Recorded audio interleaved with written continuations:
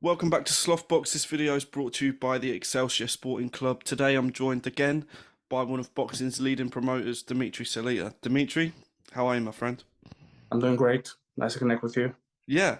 You said to me earlier in the week that you've been down at Sugar Hills Gym and you've seen Clarissa. Walk me through your week. How's it been? Yeah, went down to Florida. So Sugar Hill and Clarissa train in different places. Mm. But with Sugar Hill, Vladimir Shishkin, the official IBF number two super middleweight contender, looking great, as well as the rest of Sugar Hill stables. Down the block, a couple of miles in Florida, Clarissa's training with John David Jackson. Looks fantastic. She's ready to fight now. Another two fighters that John David Jackson is working with is Ali Ismailov, who's the Hmm. main event on June 9th, Hall of Fame weekend Showtime show.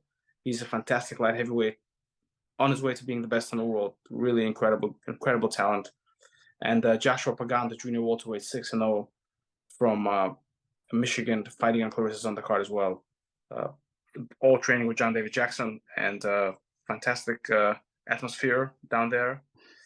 Looking forward to a big June 3rd and June 9th. Mm. Perfect. Well, let's talk Clarissa. She defends her four belts against Hannah Gabriel's, fighting back in the US for the first time in a while, to be fair.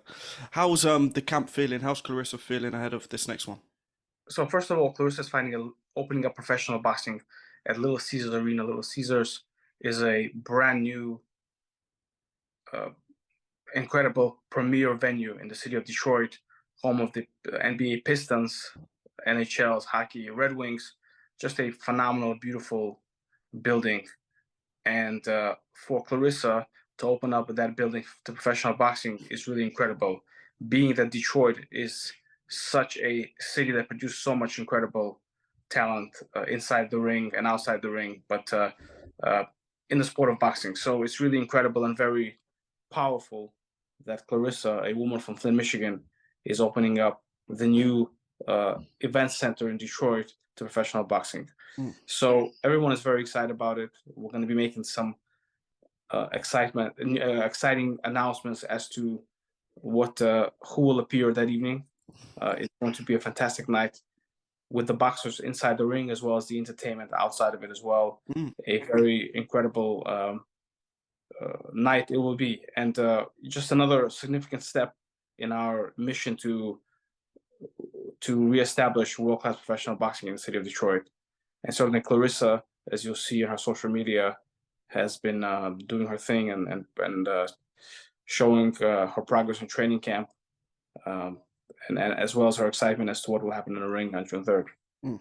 I feel like every fight that Clarissa's involved in, it's a massive occasion, not just for her career, but anyone involved promoting the card, fighting on the card, anyone that goes there, they know that they're going to witness something great. And it just makes me wonder what's next for Clarissa because I know she's hungry for more success.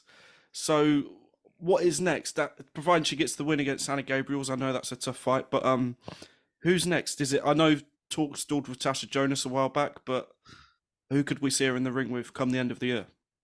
Yes, she is the Muhammad Ali of the generation, Mm. someone that transcends the sport of boxing, and would love for her to fight in Africa. Would love for her to fight in the Middle East sometime down the road, but not in the too distant future. Clarissa, well, Savannah Marshall is fighting French on Cruz. That's an interesting fight. If if Savannah wins, that sets up the rematch with Clarissa. Possibly that would be huge. Maybe in Mm. the U.S. French on Cruz wins, also a rematch with Clarissa. Clarissa beat Savannah in French on her pro debut. Even though they're friends, I think they would mix it up if Mm. everything is correct. Natasha Jones is also another champion who makes some sense down the line. The winner of Cecilia Brækhus and Terry Harper, interesting fight, would make a lot of sense. Certainly, Cecilia Brækhus, who's been such a big name in women's boxing for decades, if she comes out victorious and recaptures her world titles, her and uh, Clarissa would make a lot of sense as well. So there's some big fights out there, as well as big locations. And I would put the city of Detroit and Little Caesars Arena as one of those global locations that are so important for Clarissa. This is an incredible homecoming fight on June 3rd. Clarissa is really opening up the door for professional boxing on a worldwide scale in the city of Detroit. Tommy Hearns won his title in 1980, at Joe Louis Arena. Joe Louis Arena uh, is no longer a building. It is now Little Caesars, and so powerful that this night of boxing is taking place there, and Clarissa is headlining the first ever fight card. Hmm. Well, let's move on and talk about another one of your fighters in Jermaine Franklin. I feel after the Joshua fight, his stock has risen incredibly because the fact that he went toe to toe with one of the pound for pound greats at the minute, it just shows, considering 2 fights ago, not many of the casuals knew who he was. But after a great performance and arguably a win against Wyatt, and then his performance against Joshua, I feel like he's thrown his name right in the hat with the top heavyweights in the world. So, what's next on the agenda for Jermaine Franklin? Well, I've been hearing rumors that Matchroom is doing a show in Detroit on July 15th with Alicia Baumgartner, Mm. and we still have a working relationship with Matchroom for Jermaine. I think it would be very good for Jermaine to fight close to home. He's from Saginaw, Michigan, which is the suburb of Detroit. It would be very significant for him to fight here. He's another big name from the state of Michigan, and I believe him and Alicia will do very well at the venue that the fight is taking place. However, I do think that Jermaine, in a short period of time after a fight or two, is he's ready now. But I feel like it would be helpful to him to just kind of get back in the ring and Mm. and he's fought two big names, two of the biggest names in the heavyweight division. He just maybe needs to take a step down in competition and just kind of re-strengthen himself and fight back at home, which would be pretty good for him. And then look for something significant once again. Mm. Staying with the He heavy. fits. Go on, He say again. fits in. He fits in there with anyone really. I Yeah. mean, he can fight any one of the top heavyweights. But Mm. I do believe that after these two big fights away from home, it will be helpful for him to come back to the United States, get a win, uh, strengthen himself, and go out again and see what we got out there. Sticking with the heavyweights, I'd love to hear your opinion on the rumor mill. We talk about the rumor mill quite a lot. The heavyweight tournament in Saudi. First of all, what's your thoughts on it? And do you think that that tournament like format is the only way that we're going to see Fury Joshua eventually? Well, if Fury and Joshua keep winning, I think that eventually, whether it's in England, in Saudi, in America, that fight is going to take place because it's a big fight.